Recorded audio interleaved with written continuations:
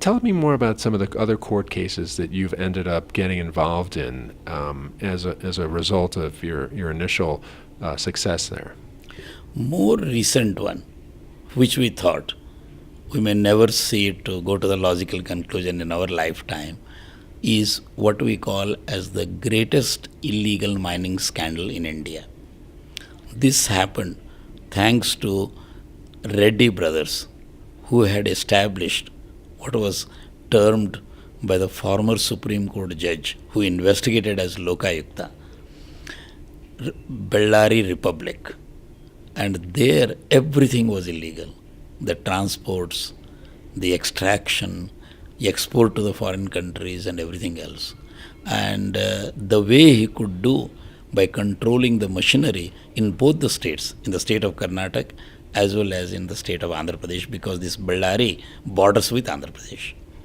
Now, the Reddy brothers, they were a legitimate mining company, or were they completely outside the bounds of legitimacy?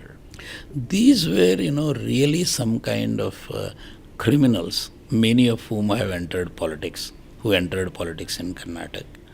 And they basically took to illegal mining and made some money and converted that into greater political power.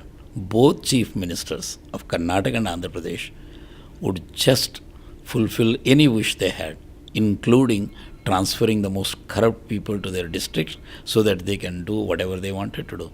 Even though local papers, two New York Times, which had three major stories on Reddy brothers, nothing much was happening. So it was that time there is a provision in the Indian Constitution under Article 32 that concerned citizen or organization can take the case directly to the Supreme Court of India, and which is what we did.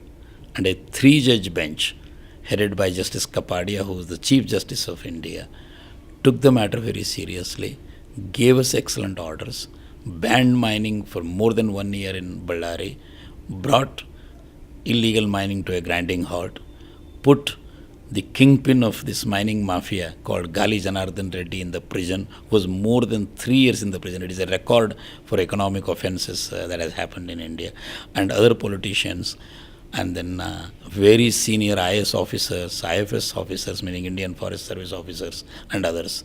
So the whole case, thanks to an excellent report prepared by Lokayukta, Justice Santosh Hegde, who is the former Supreme Court judge, he is the ombudsman in Karnataka, and thanks to the committee appointed by the Supreme Court, and a very spirited public lawyer, Prashant Bhushan, all this combination with our integrating these things together, did things that we never thought would happen, because in Bellary there was such an atmosphere of fear. And my conviction was that fear and democracy never go together. Remember Franklin Delano Roosevelt saying that you have nothing to fear but fear itself. And that is what Gandhi had taught us when we fought the British Empire. So we basically organized the local people using the same methods as I said, people's power. And then we had this major public interest litigation. Media was absolutely the greatest support you can ever imagine.